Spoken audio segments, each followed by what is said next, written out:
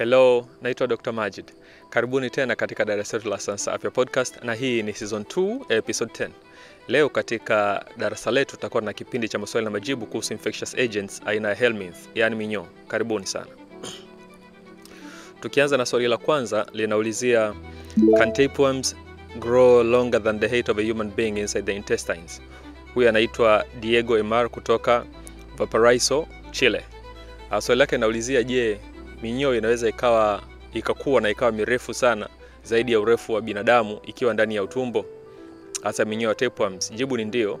Kuna minyoo wanaitwa Diphyllobothrium latum au fish tapeworms. Hawa wanaweza wakakua kwa muda mrefu na akawa refu kuliko urefu wa binadamu, akawa urefu kama mita 10 au futi 33 wakiwa ndani ya utumbo wa binadamu bila kutambulika kwamba wako humo ndani. Na hii inatokana na kwamba hawa tapeworms tulizungumza kwa darasa letu kuhusu minyoo au helminth kwamba wanakuwa ni wembamba sana, very thin. Kwa hivyo kutokana na huo wembamba, hata wakiwa warefu, the total mass of their body cannot fill up the intestines kwa kiasi cha kuweza kutambulika. Ni wembamba kuliko karatasi. Kwa hiyo inawezekana. Swali namba 2 linasema, je, ni kweli kwamba kuna minyoo jike wana uwezo wa kuzaa wenyewe bila minyoo dume? Huyu anaitwa Yusuf NH kutoka Garissa, Kenya. Jibu ni ndio. Kuna minyoo wanaitwa Strongyloides stachylocoralis ambao wanaweza wakazaa kwa mfumo unaitwa parthenogenesis. Hii ni uwezo wa minyoo jike kuzaliana bila uhitaji wa minyoo dume, na hapa wanaweza kusababisha kitu kinaitwa autoinfection, kwamba ndani ya utumbo wanazaliana wenyewe na kutengeneza generation au kizazi cha pili bila kuhitaji minyoo dume. Lakini inapotokea kwamba wanazaliana nje ya mwili wa binadamu, basi patakuwepo na minyoo dume na minyoo jike, na huko watakuwa na ile complex life cycle ambayo tutakuja kuzungumzia huko mbeleni tukianza kuzungumzia magonjwa ya minyoo moja kwa moja. Lakini jibu ni ndio, ni jambo ambalo linawezekana.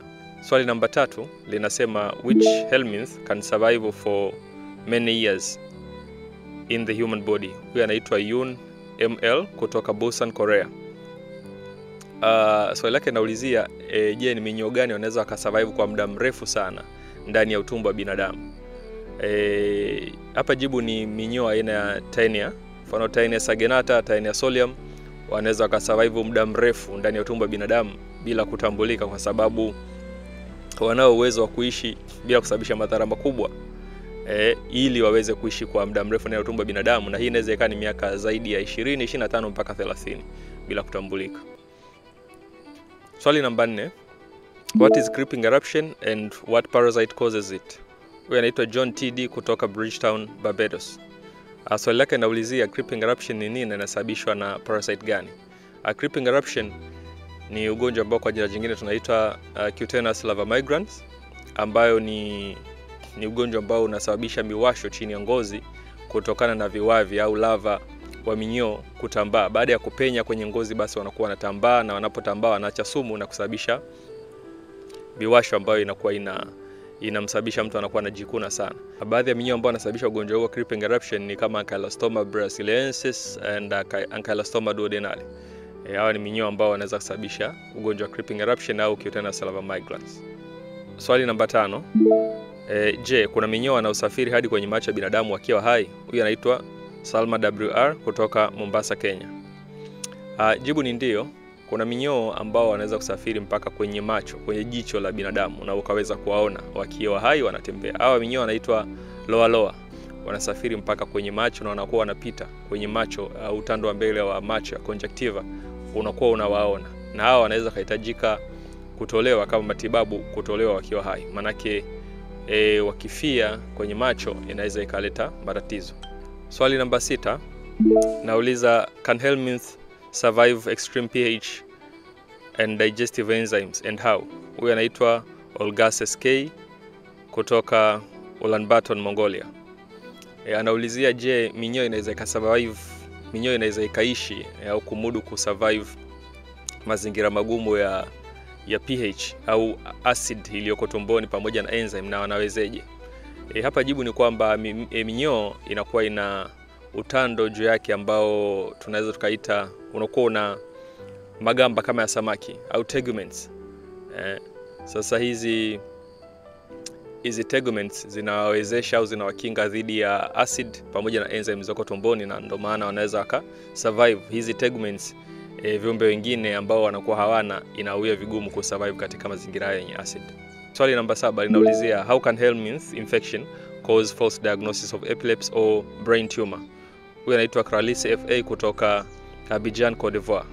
Swali lake linaulizia je, ni namna gani ugonjwa wa minyoo au infections za minyoo zinaweza kusababisha tukadhani kwamba mtu ana kifafa au ana uvimbe kwenye ubongo. Hapa jibu ni kwamba kuna ugonjwa unaitwa neurocysticercosis, ambao ni pale ambapo minyoo inakuwa imeingia kwenye ubongo na kutengeneza mass space occupying lesions ambazo zitasababisha dalili zinazofanana na tumor au dalili zinazofanana na epilepsy au kifafa. Kwa hiyo mtu anakuwa anaanguka kama mwenye kifafa au mtu ambaye ana uvimbe kwenye ubongo, na mwisho wa siku tunaweza kudhani ana magonjwa hayo, kumbe hana. Kwa hiyo ipo minyoo ambayo inaweza kusababisha matatizo kama haya. Swali namba 8. Je, minyoo inaweza kusababisha upofu wa kudumu? Huyu anaitwa Nyaruba W kutoka Nyeri, Kenya. Jibu ni ndio. Kuna minyoo anaitwa Onchocerca volvulus, anasababisha ugonjwa unaitwa river blindness.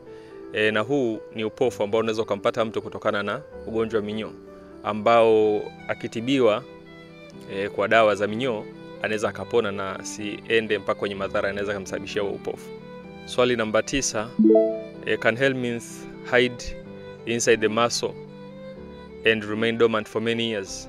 Huyu anaitwa Anika JS kutoka Helsinki, Finland.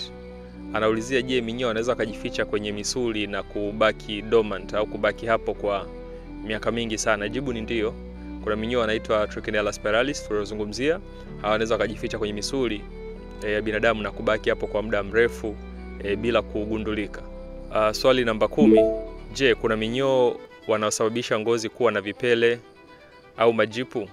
Huyu anaitwa Pascal MC kutoka Moroni, Komoro. Kuna minyoo wanaitwa Druncuculus medinensis au guinea worms. Hawa wanaweza kusababisha majipu na vipele sugu kwenye ngozi. Na mwisho wa siku kama mtu hajapata matibabu ya minyoo, ama vipele na majipu vinasababisha ngozi kufa na baadhi ya sehemu za ngozi kuanza kubanduka. Hayo ni maswali 10 ambayo tumekuwa nayo katika kipindi hiki au episode hii ya maswali na majibu kuhusu infectious agents aina ya minyoo. Natumai umejifunza mambo mengi sana kuhusu minyoo na baadhi ya mambo ambayo huwa unayajua kuhusu infectious agents wa namna hiyo. Mpaka hapo sina la ziada. Ningependa kushukuru kwa kututizama na kutufuatilia. Kama kuna maswali na maoni yanakaribishwa.